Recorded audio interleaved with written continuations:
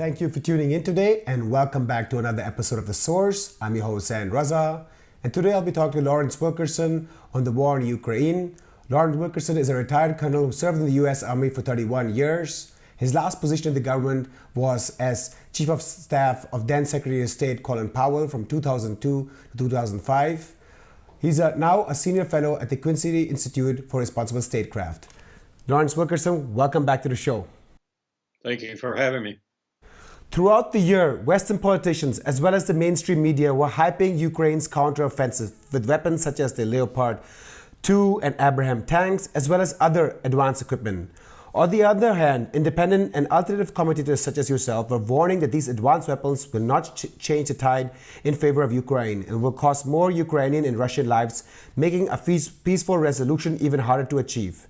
The counteroffensive started in June, and now even leading Western media outlets like the Washington Post, which many commentators see as pro-war and pro-NATO, recently came out with an article in which it stated, quote, Ukraine appears to be running out of options in a counteroffensive that officials originally framed as Kyiv's crucial operation to retake significant territory from occupying Russian forces this year. More than 2 months into the fight, the counteroffensive shows signs of stalling, unquote. This month, the German government plans to discuss sending $5.5 billion in military aid annually to Ukraine until 2027, and is also contemplating sending Taurus cruise missiles, which have a range of more than 500 kilometers. The US, in addition, recently approved sending cluster bombs and F-16 advanced fighter jets.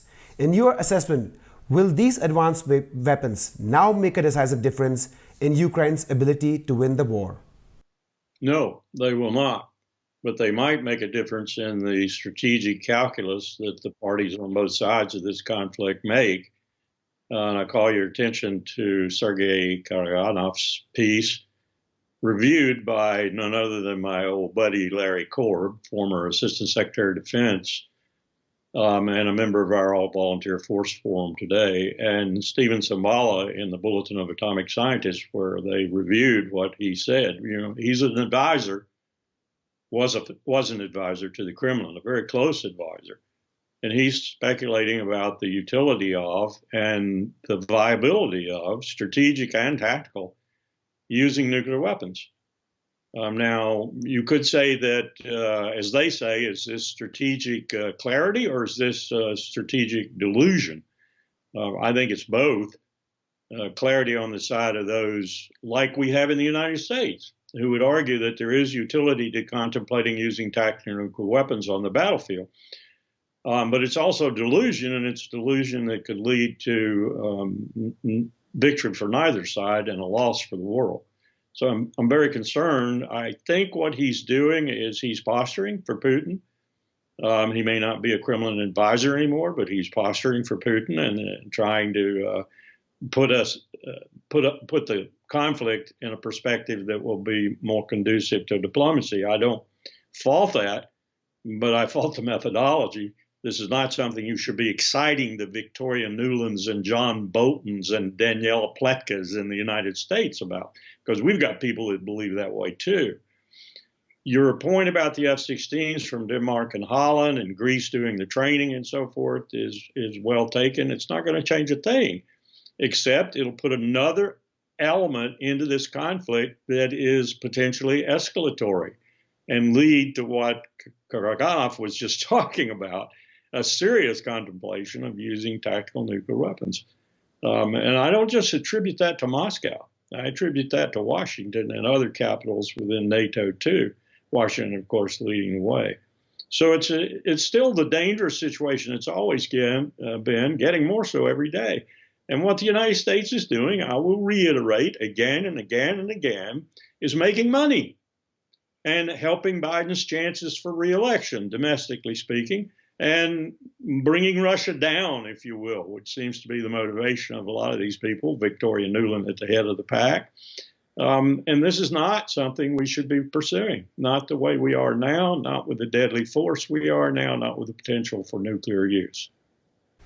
According to a recent poll conducted by CNN, most Americans oppose the government in sending additional funding to support Ukraine in its war with Russia. The results of the poll showed that 55% of Americans are of the opinion that US Congress should not authorize additional funding to support Ukraine, as opposed to 45% who say Congress should continue the funding. Furthermore, the poll revealed that 51% say that US has done already enough to help Ukraine, while 48% say it should do more. What is the significance of this poll in your opinion, and why do you think the mood in the United States is shifting despite the political and media establishment in the US continuing to stand by and large committed to supporting the war in Ukraine? Fundamentally, the American people are war weary, and it's not just the percentages that are cited in the media. It's the majority of them. I think it's probably in excess of 65, 70%. They have different reasons and they will state those reasons for being war weary. Some of them are physical, and some of them are just the fact that we haven't won a war in this country in so long, it boggles their minds, and they hate people talking about it, and they hate contemplating more of it. But here's the essence of the problem, I think. 90% of the American people want serious gun control, and the Congress has known that for a decade plus, and it does nothing about it. So the American people, unlike the founders of our republic, thought the House of Representatives, being the people's representatives and therefore closest to them, is absolutely nothing of the sort. They do not care anymore about American opinion. They care about money, power, and being reelected, which leads them to both. So the American people could be 100% for something, and the American Congress, if they wanted that money and power calculus to be positive for them, would ignore the American people entirely. That's what they've been doing for 2 decades, arguably since Newt Gingrich's revolution in the House of Representatives, where it all started. They do not represent the American people anymore. The Economist, a leading British weekly newspaper, which also many independent commentators claim is a pro-war and pro-NATO paper, recently brought out an article titled "War in Ukraine has triggered a boom in Europe's defense industry." Throughout the West, we are seeing government military budgets increase, which is leading to billions of profits for private corporations producing all these weapons. While on the other hand, there's a lot of debate and discussion happening regards to social spending, whether it comes to fighting poverty, children poverty, improving the local infrastructure, hospitals, or anything of that sort. There's huge debates happening, but there's no debate when it comes to increasing the military budgets. As someone who has served in the military for 3 decades, what do you think is driving policy in Ukraine? Is it corporate greed and lobbying and profit incentive, or do you think it's geopolitical goals like weakening Russia and China? Corporate greed and profit making lead the list, and bringing Russia down, as it were, is second. And that's a shame, but that's what's happening. And we have a situation where Ukrainians are dying in order to feed the vice presidents and CEOs of Lockheed, Grumman, Raytheon, and a host of other defense contractors who are making fortunes off this conflict. Just look at what they're getting in terms of executive pay now. Compare that to floor worker pay, and you'll see some of the widest divergences in the predatory capitalist system that the United States is the leader of today in the world. That's what's happening. War is profitable, and as someone said very astutely, when war is profitable, you'll have more of it. And that's the reason the United States has been at war now for what, 25 years and counting? It's profitable. It makes a lot of money. Look at the F-16, just as an example. Lockheed Martin bought the F-16 from its makers many years ago. It's gone through a number of modifications. It's probably one of the finest aircraft in the world today, not due to the military-industrial complex, but due to General John Boyd and his idea about what the fighter should look like, be under $2 million, $3 million, which is what it originally came in at. Compare that with the F-35 at $400 million. And the F-16 is a fabulous aircraft. How has it been kept going since about the time Lockheed took over everything? It's been kept going by foreign sales. Why did Bill Clinton and his committee decide to expand NATO? Bingo! Now you can sell F-16 to a lot of new people. You can open the production lines again, and you can produce the aircraft again, and you can make fortunes off this airplane. That's just one small example. cluster bombs, depleted uranium, enhanced uranium, mines, all these other implements of war are other examples of how the United States makes tons of money off war. And as long as it makes tons of money off war, President Biden and others like him are going to pursue war. Let us switch to the geopolitical theater. Stian Jensen, the chief of staff to the NATO Secretary General Jens Stoltenberg, at a panel event in Norway last week, where it came to the discussion of a possible ways to end the war.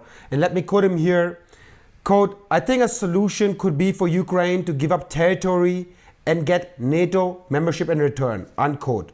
For that, he received immediate backlash and was heavily criticized, so much so that he had to apologize a day later by saying, quote, "My statement about this war was part of a larger discussion about possible future scenarios in Ukraine, and I shouldn't have said it that way. It was a mistake," unquote.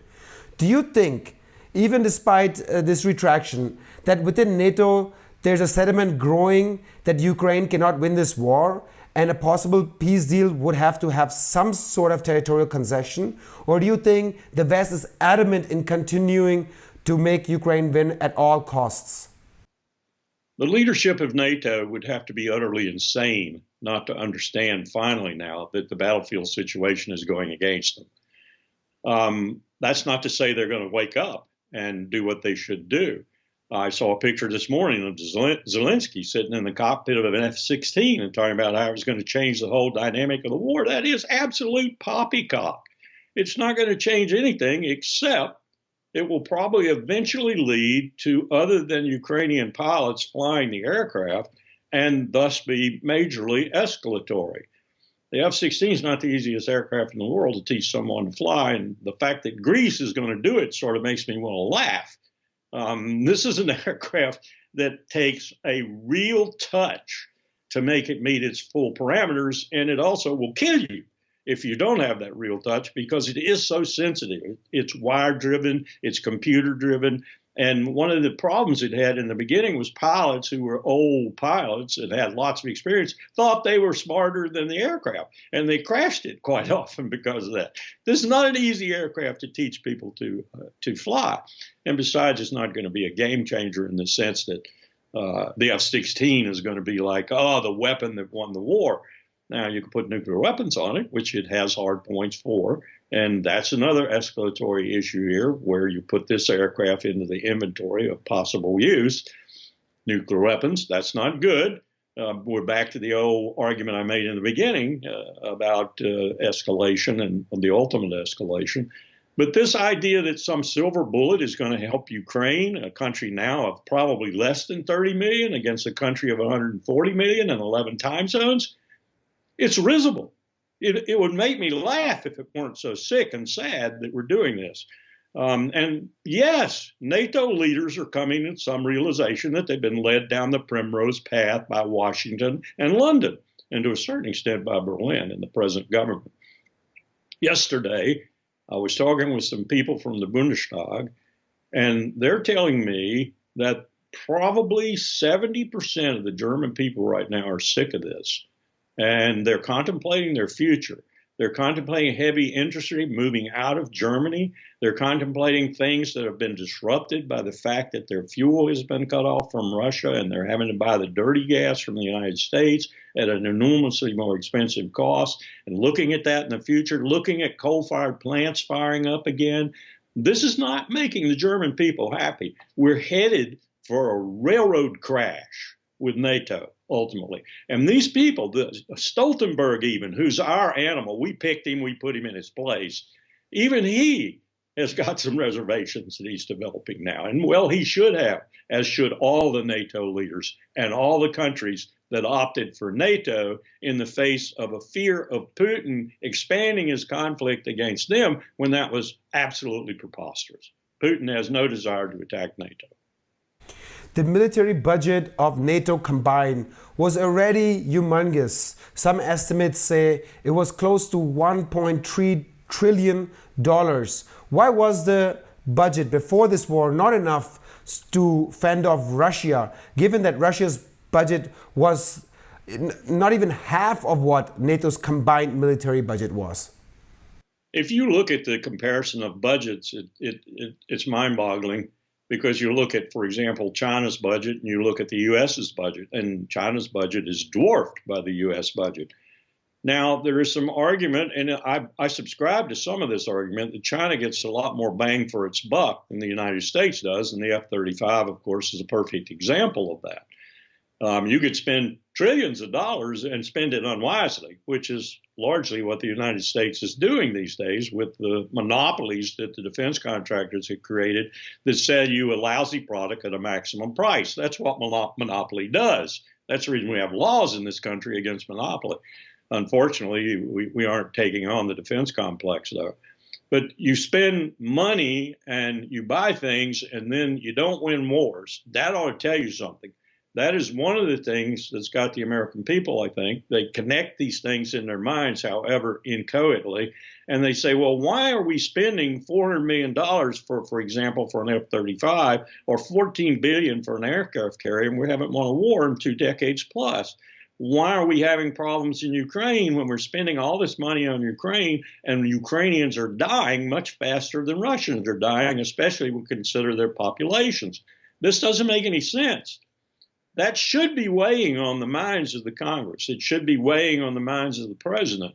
It's not necessarily because it's become so divorced from the American people what their legislators are doing. But the physical problem alone is going to catch them. And we haven't even talked about the fact you mentioned, and rightfully so, that this is opportunity cost full. That is to say, we can't be doing things like medical care. We can't be doing things like fixing the infrastructure. We can't be doing things like taking care of people. We are also avoiding the climate crisis. And look at what happened in Hawaii. Look at what's happened in Southern California now with all the rain they've gotten. Look at what's happening to my friend out in Coeur d'Alene, Idaho, waiting for his house to burn down from fires. And my friends in Canada who are waiting for their homes to burn down, who've evacuated in front of the fires. We have real problems already. It's not coming mid-century. They're already with us. And look what we're doing. We're spending all these billions of dollars on killing people in the heart of Europe. This is insanity. Colonel Wilkerson, retired Army colonel who served in the Army for 31 years. Thank you so much for your time. Thanks for having me on, Zay. And thank you for tuning in today. If you're watching our content regularly, make sure to donate to our channel. Even though we have 140,000 subscribers, only a few % donate to us on a regular basis. There's an entire team working behind the scenes, from camera, light, audio, and in the case of our German videos, translation, voiceover, correction. So if you want us to continue providing you with independent and non-profit news and analysis, make sure to go today on Patreon, PayPal, Better Place, or a bank account and donate a small amount ranging from €1 to €5. I'm your host, Zan Raza. See you guys next time.